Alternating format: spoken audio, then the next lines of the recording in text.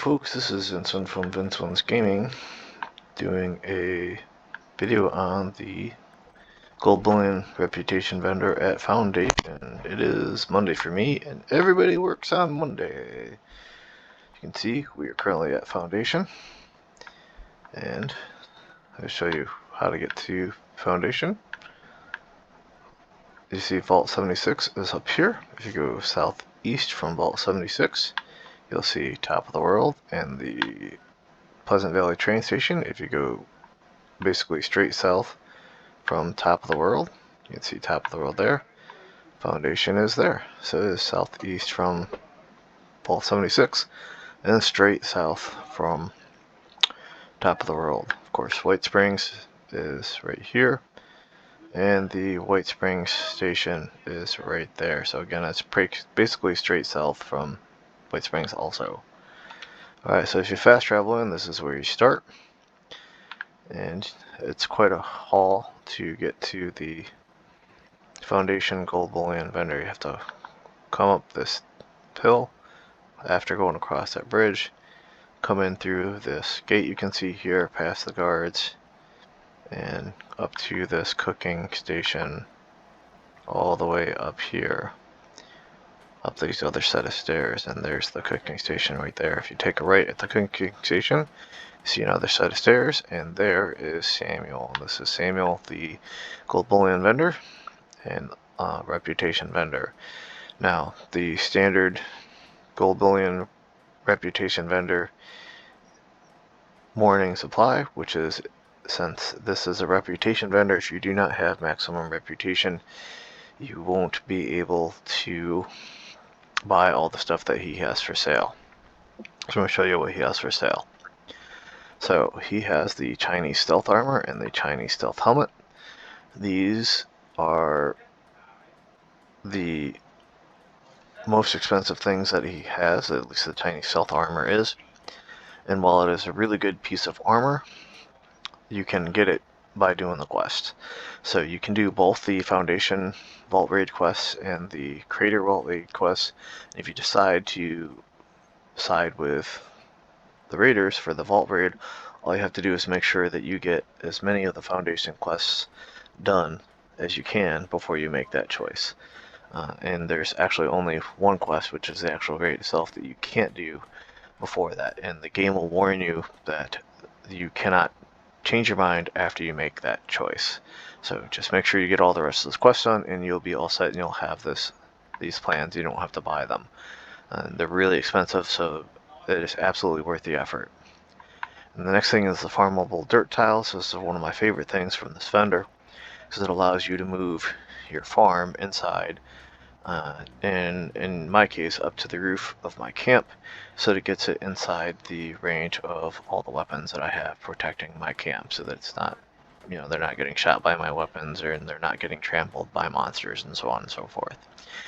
So the next thing is the Gauss shotgun. This is a maximum reputation purchase. That is, you have to have maximum reputation with the vendor in order to buy it. As you can see, I own it and all the mods. I'm going to show you those at the weapons workbench here in a minute. I'm just going to go through the mods here real quick. Aligned stock, extended barrel, extended magazine, forcible stock, hardened receiver, perforating magazine, precise stock, refined receiver, shielded barrel, short scope, vicious receiver, and then we'll skip some stuff here real quick. And the last one, of course, is the prime Gauss shotgun receiver. So show you those in the workbench, and we're going to skip the pepper shaker stuff and the Hellcat stuff because we're going to cover that when we do the Vault 79 reputation video, because you can buy all the stuff from Vault 79, at least the pepper shaker stuff and the Hellcat stuff, and it's not rep locked. I don't know that it's rep locked with either Crater or Foundation. However, I had maximum rep before those plans were put in game, so there's no really easy way for me to test that.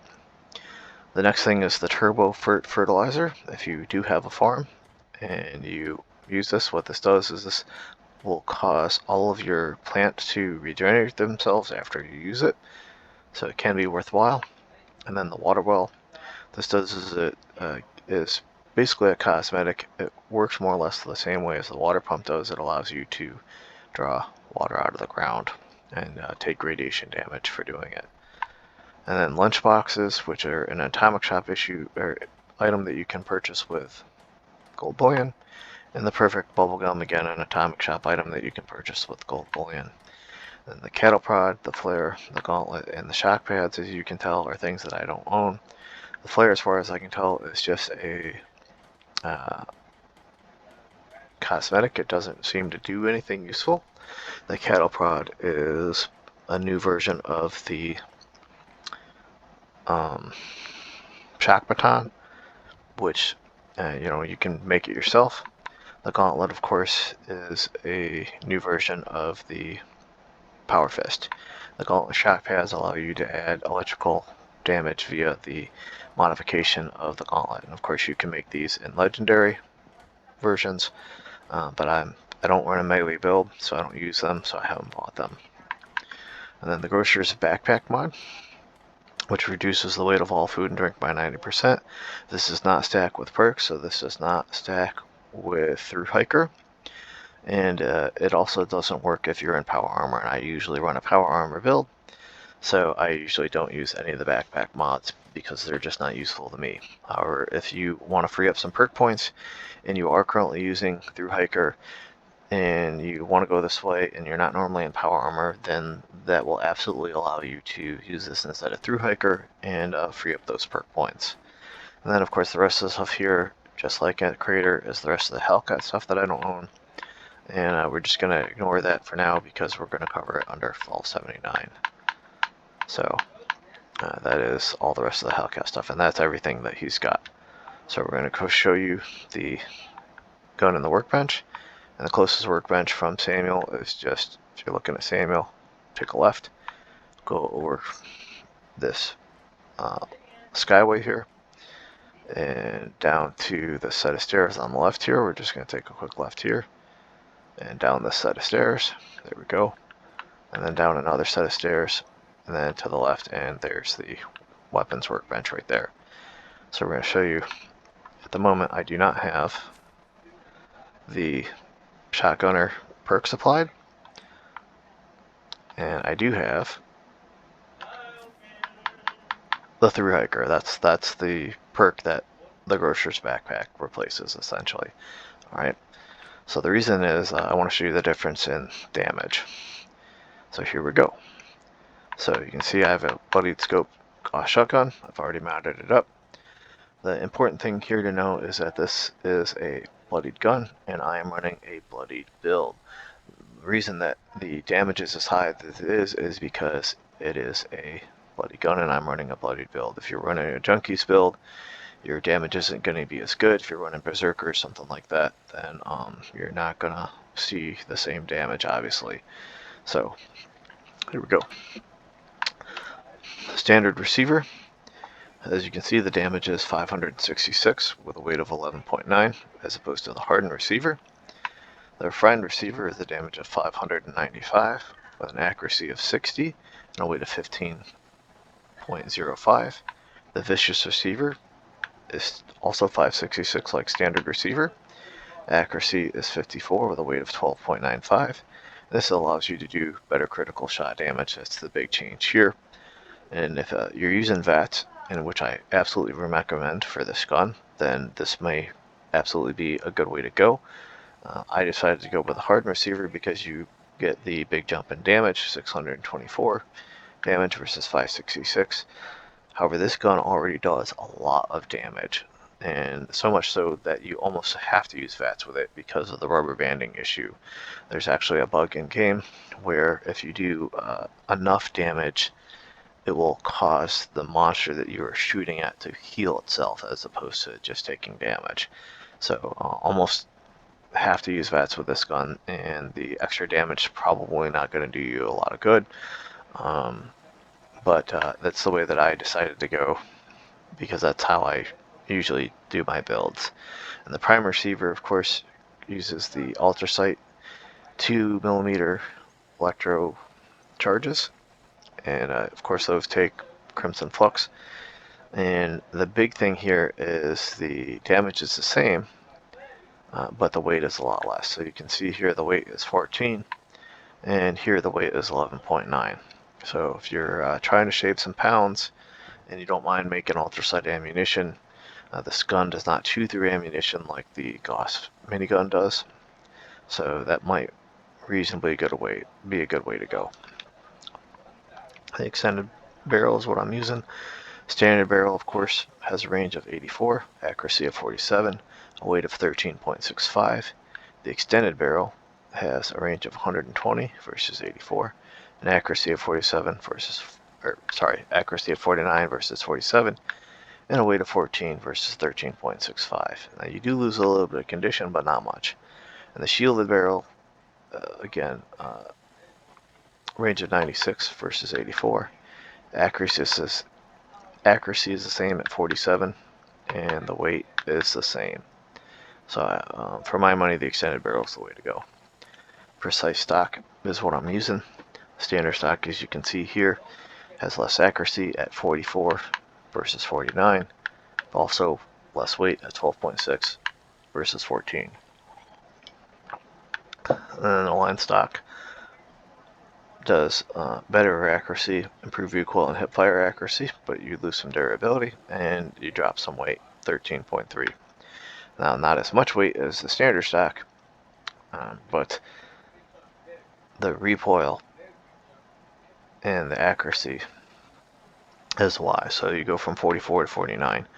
And then the forceful stock, it does improve dash damage, which could be useful for the daily ops because a lot of them have the resilient mutation. But you go back to standard accuracy of 44, and you got much better durability though, okay? And again, the weight is 14. Now the precise stock, you technically lose a little bit of durability here, as you can see, but you do pick up some accuracy. You get up to 49, and the weight's the same. So you go, for a standard stock to the precise stock, you go from 44 to 49, and from 12.6 to 14 pounds. So I think the durability is well worth the extra weight. And I went with a perforating magazine because it gives you the superior armor penetration. So it's similar to running an anti-armor build, but you get it without having to have the legendary. Obviously it's not as good as the legendary, but it does do the job for most monsters. The standard magazine, of course, has actually better durability, less weight at 12.95 instead of 14, and the extended magazine gives you superior armor capacity, but you do lose a little bit of durability there, and you pick up the weight. So again, for my money, the perforating magazine is the way to go, in case you're using this against bosses like Earl or the Scorchbeast Queen. And then the scope, you start with a reflex sight with a weight of 13.3, an accuracy of 33, and the scope gives you an accuracy of 49 and a weight of 14. And there's no durability change as far as I can tell. I'm going to show you what this looks like in game. In the workbench, of course, you're going to see the magazine and the stock and the barrel and the scope.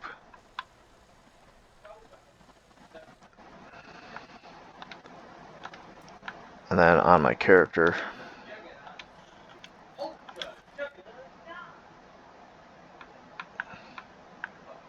there's the scope, and most of the stock is blocked by my arm and the barrel and the magazine. So that is it for this vendor and the different things that he has for sale. And if you guys are interested, I can show you what the water well looks like, what the farmable dirt tiles look like, and so on. They're camp items. A lot of folks I know don't like to build camps, so I don't know how interested that would be, but I can do a separate video on that if there's some interest. Leave a comment. Alright, then I'm going to show you, as I promised, the difference between basic damage for this bloodied scope shot Gauss shotgun with no